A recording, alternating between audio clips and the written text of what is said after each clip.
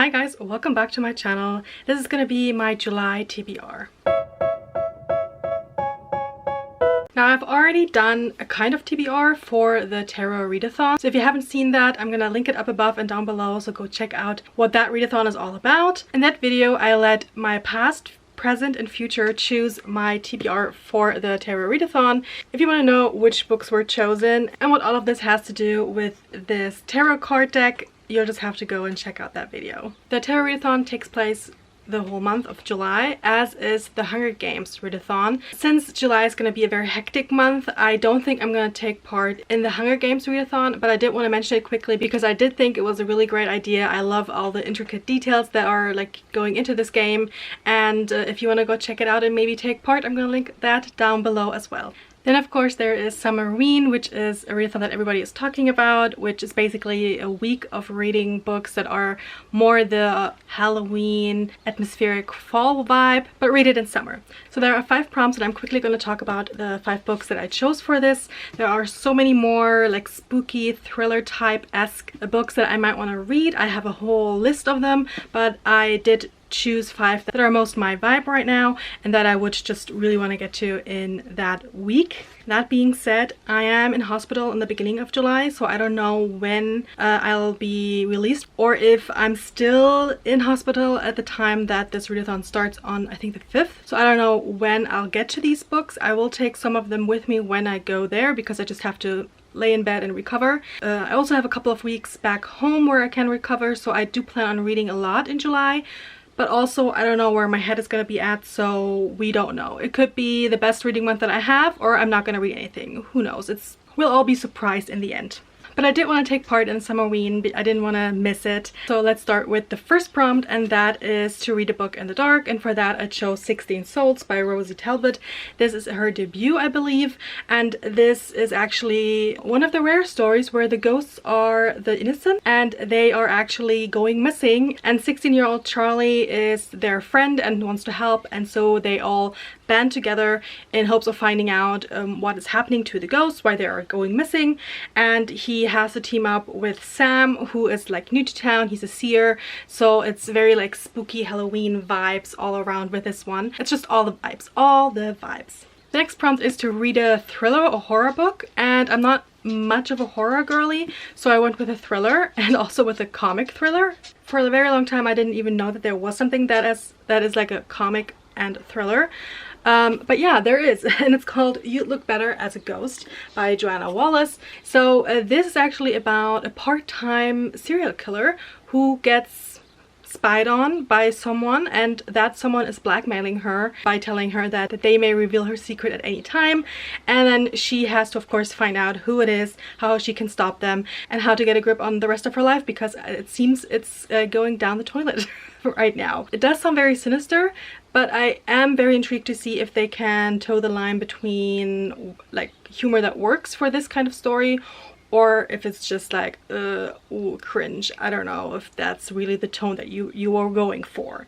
And I'm in the middle of reading the second book of the Butcher and Blackbird series. I don't know what the series is called again, and that's Leather and Lark, and I'm really enjoying that one. And that is basically also like a rom-com thriller kind of story, because it is very gruesome. There is like a thriller aspect to it, especially now in the second book, because there is again someone who is watching our main characters and being very sinister and having like a plot to bring all of them down.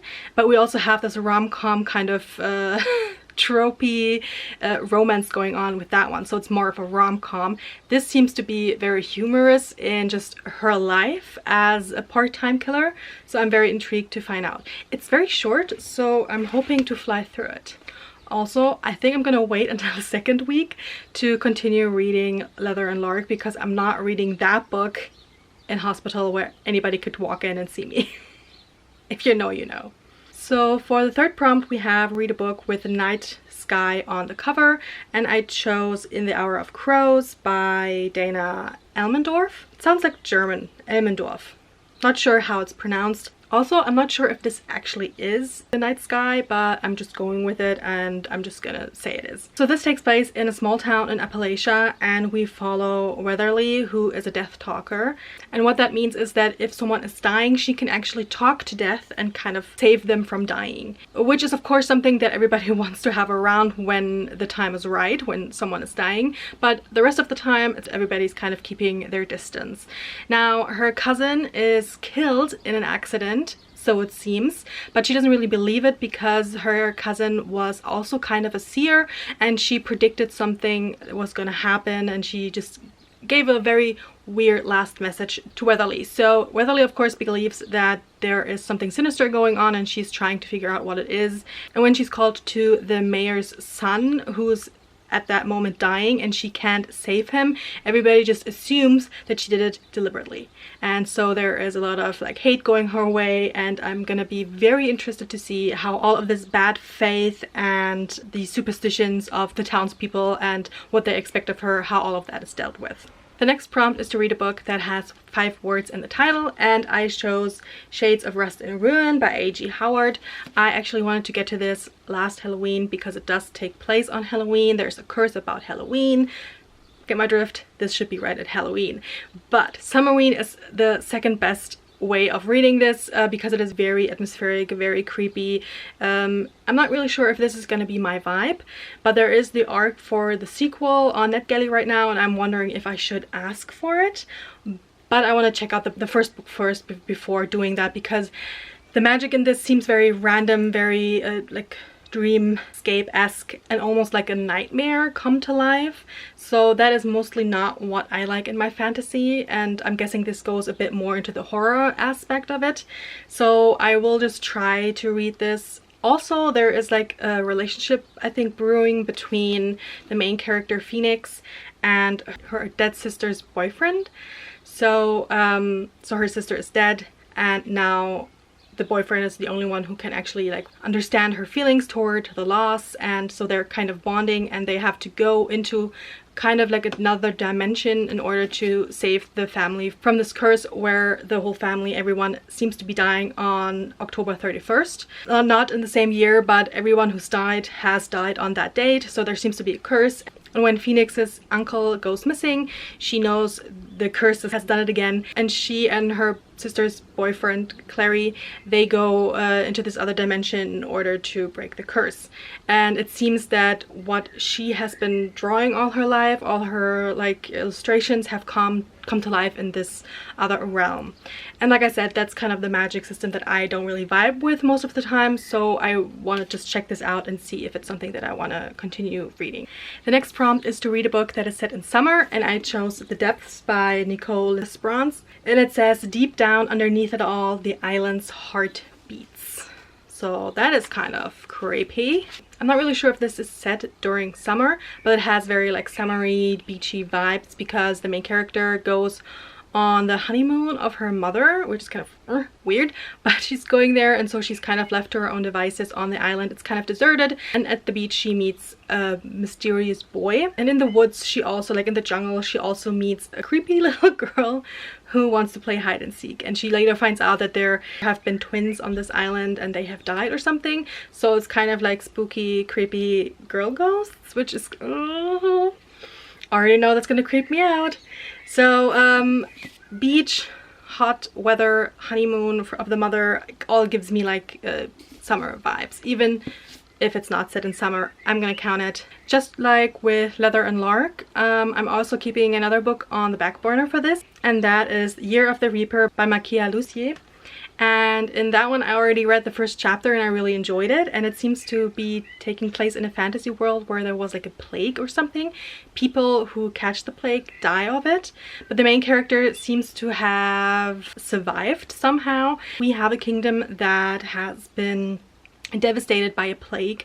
A lot of people have died, and in this we follow Lord Cassia, who is an engineer's apprentice on a mission entrusted by the king before all of that started.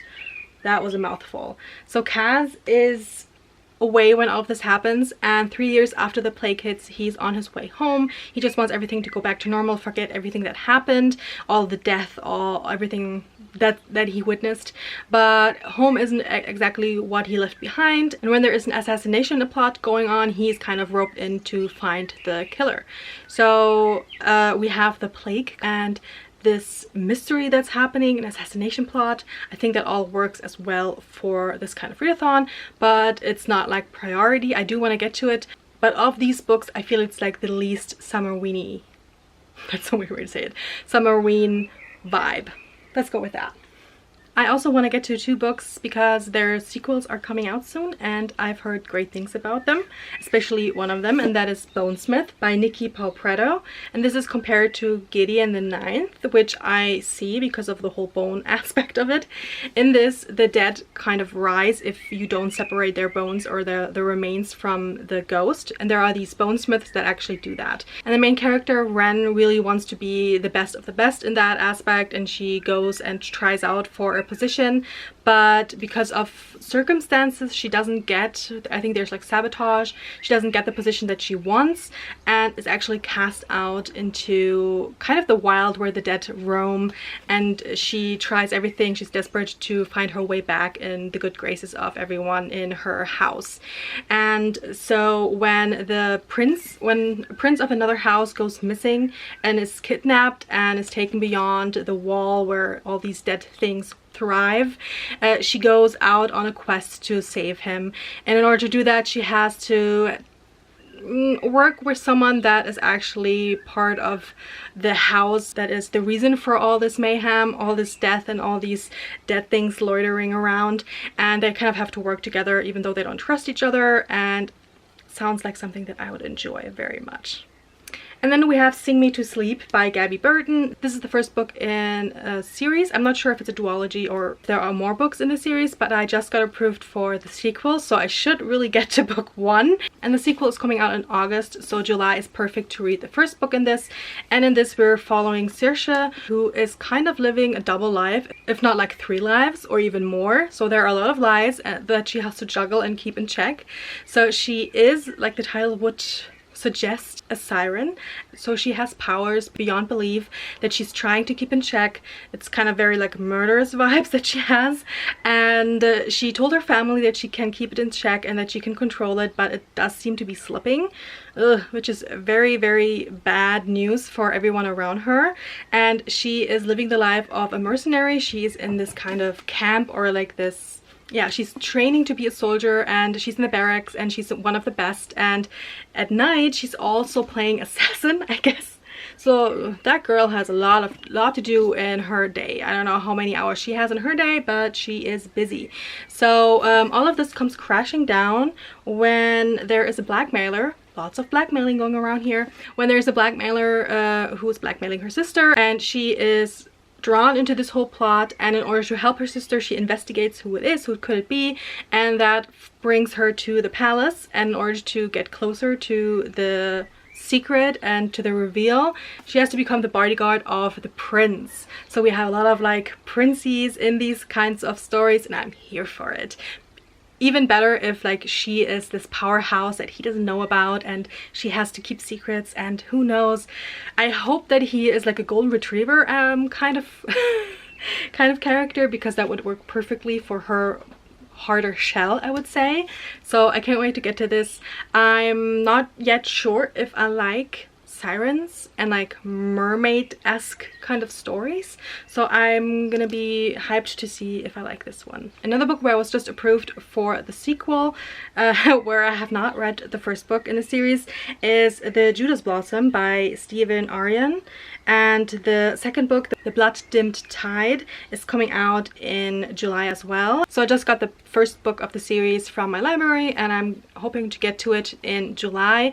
This is very much what I'm into right now. This is a fantastical look at something historical, and in this it's kind of going the Mongol way. So we have the grandson of Genghis Khan, and he's now emperor, the grandson, and he is trying to have his son become this big badass warrior. he doesn't seem to fit the bill, so he has to go away and try to gain that power. We also follow one of the wives of the emperor, so there seems to be multiple, and we follow her, and she's like the last of her clan. And I think we also follow a rebel who is Persian, who is very mad, of course, at these Mongols who killed his people, but he has to kind of take a step back and keep his fury in check in order to become like an apprentice to the emperor. I'm not really sure what he's learning from him and how all that situation is getting into play, but we'll see, and I will find out and talk about it. But I do love these fantasy stories that revolve around actual historic events, and I'm really intrigued to see this kind of story, this historical story, because I haven't really read a lot of things revolving around the Mongolian Empire. So fingers crossed it's good. And then we have one more arc that I want to talk about. I quickly mentioned it in last month's TBR, and I told you that I wouldn't just keep bringing those books up, and I don't mean to. So there are, of course, books that I didn't get around to in June, but I kind of knew that going into it.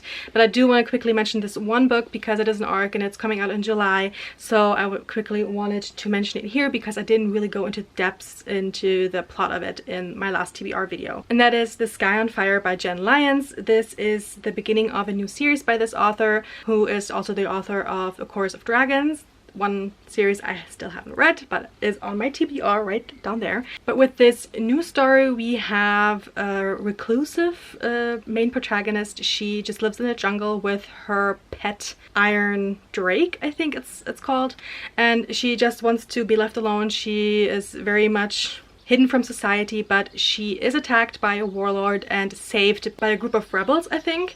But they didn't do it out of the kindness of their heart. They really need her to come back to this city in the sky that is ruled by dragon lords, and they need her for a heist that's going on. Ding, ding, ding, ding, ding. Lots of buzzwords right there. And the leader of this rebel group is actually a dragon rider. So drakes, dragons, reluctant partners in a heist. Come on. That story just sounds amazing. I really want to get to it.